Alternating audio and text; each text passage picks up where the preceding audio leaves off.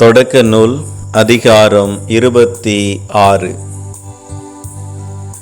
முன்பு ஆபிரகாமின் காலத்தில் ஏற்பட்ட பஞ்சத்தை தவிர மேலும் ஒரு பஞ்சம் நாட்டில் உண்டாயிற்று.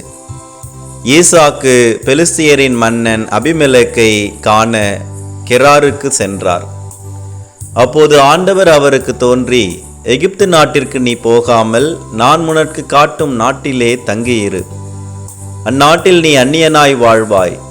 நான் உன்னோடு இருந்து உனக்கு ஆசி வழங்குவேன். இந்த நிலங்கள் அனைத்தையும் உனக்கும் உன் வழிமரபினருக்கும் தருவேன். உன் தந்தை ஆபிரகாமுக்கு நான் ஆணையிட்டு கூறிய வாக்கை உறுதிப்படுத்துவேன். உன் வழிமரபை விண்மீன்களைப் போல் பெருகச் செய்வேன். உன் வழிமரபினருக்கு இந்த நிலங்கள் அனைத்தையும் தருவேன். உலகின் அனைத்து இனத்தாரும் உன் வழிமரபின் மூலம் தங்களுக்கு ஆசை கூறிக்கொள்வர். ஏனெனில் ஆபிரகாம் என் குரலுக்கு செவிசாய்த்து என் நியமங்களையும் கட்டளைகளையும் விதிமுறைகளையும் சட்டங்களையும் கடைபிடித்தான் என்றார். எனவே ஈசாக்கு கெராரிலேயே தங்கிவிட்டார். அங்குள்ளவர்கள் அவர் மனைவியை பற்றி அவரிடம் கேட்டபொழுது, அவள் என் சகோதரி என்றார். ஏனெனில் ரெபேக்கா பார்வைக்கு அழகுள்ளவராயிருந்ததால் அவ்விடத்து மனிதர் தம்மை கொல்வார்கள் என்று நினைத்து அவள் என் மனைவி என்று சொல்ல அஞ்சினார். பல நாள்கள் அவர் அங்கு வாழ்ந்த பின் ஒரு நாள் பெலிஸ்தியரின் மன்னன் அபிமெலேக்கு சாளரம் வழியாக பார்க்க நேர்ந்தபோது ஈசாக்கு தம் மனைவி ரெபேக்காவை கொஞ்சிக் கொண்டிருந்தார். உடனே அபிமெலேக்கு ஈசாக்கை அழைத்து, அவள் உன் மனைவி என்று தெளிவாய் தெரிகிறதே, பின் ஏன் அவள் உன் சகோதரி என்று என்னிடம் சொன்னாய் என்று கேட்டான். அதற்கு அவர், ஒருவேளை அவளை முன்னிட்டு நான் சாக நேரிடலாம் என்று நினைத்ததே காரணம் என்று அவனுக்கு பதிலளித்தார். அபிமெலேக்கு, நீ ஏன் எங்களுக்கு இப்படி செய்தாய்? குடிமக்களுள் எவனாகிலும் உன் மனைவியோடு படுத்திருந்தால் பழி எங்கள் மீது அல்லவா விழச் செய்திருப்பாய் என்றான். மேலும் இந்த மனிதனையோ அவன் மனைவியையோ தொடுபவன் கொல்லப்படுவது உறுதி என்று அபிமெலேக்கு தன் மக்கள் அனைவருக்கும் எச்சரிக்கை விடுத்தான். ஈசாக்கு அந்த நாட்டில் பயிரிட்டு அதே ஆண்டில் 100 மடங்கு அறுவடை செய்தார். ஆண்டவர் அவருக்கு ஆசி வழங்கினார். அவர் செல்வமுடையவரானார். செல்வத்திற்கு மேல் செல்வம் பெற்று மாபெரும் செல்வரானார். மேலும் அவருக்கு ஆட்டு மந்தையும் மாட்டு மந்தையும் இருந்தன. வேலைக்காரர் பலர் இருந்தனர். எனவே பெலிஸ்தியர் அவர் மீது பொறாமை கொண்டனர். அவர் தந்தை ஆபிரகாமின் காலத்தில் அவருடைய வேலையாட்கள் தோண்டிய கிணறுகளை எல்லாம் பெலிஸ்தியர் மண்ணால் நிரப்பி தூர்த்து விட்டனர்.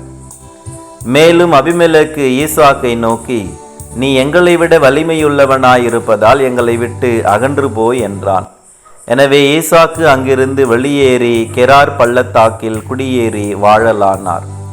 அங்கே தம் தந்தை ஆபிரகாமின் காலத்தில் தோண்டப்பட்டு அவர் இறந்த பின் பெலிஸ்தியரால் மூடப்பட்ட கிணறுகளை அவர் தோண்டி தூரெடுத்தார். தம் தந்தை இட்டிருந்த அதே பெயர்களால் அவற்றை அழைத்தார். பின் அவருடைய வேலைக்காரர் நீர்ப்படுகையில் தோண்ட அங்கே பொங்கி எழும் நீரூற்றை கண்டனர்.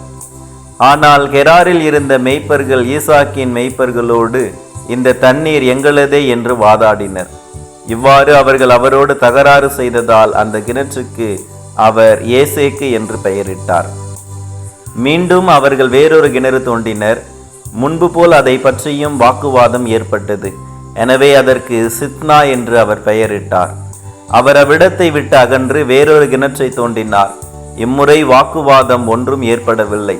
அதன் பொருட்டு ஆண்டவர் நம் எல்லையை விரிவுபடுத்தியுள்ளார், நாட்டில் நாம் வளர்ச்சியுறுவோம் என்று சொல்லி அதற்கு ரகபோத்து என்று பெயரிட்டார்.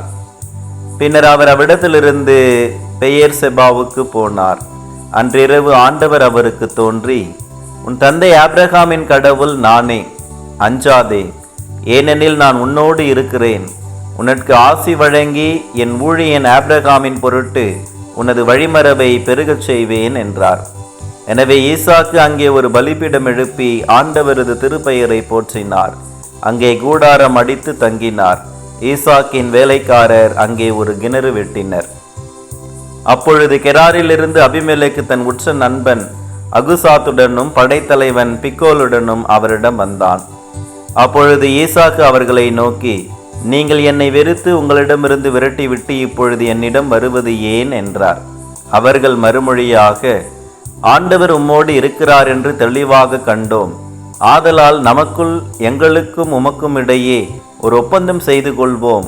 நாங்கள் உம்மோடு உடன்படிக்கை செய்து கொள்வோம்.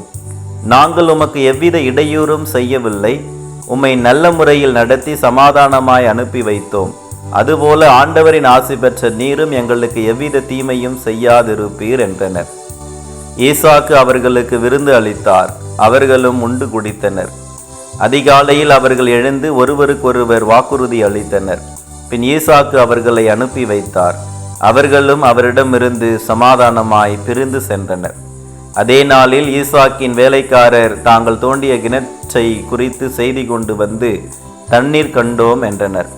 ஆதலால் அவர் அதற்கு சிபா என்று பெயரிட்டார். எனவே அந்நகருக்கு பெயர் செபா என்னும் பெயர் இன்று வரை வழங்கி வருகிறது. ஏசா 40 வயதான போது இத்தியன் பெயேரியின் மகள் யூதித்தையும் இத்தியன் யோலோனின் மகள் பாசாமத்தையும் மணந்து கொண்டான். இவர்களால் ஈசாக்கும் ரெபேக்காவும் மனக்கசப்பு அடைந்தனர்.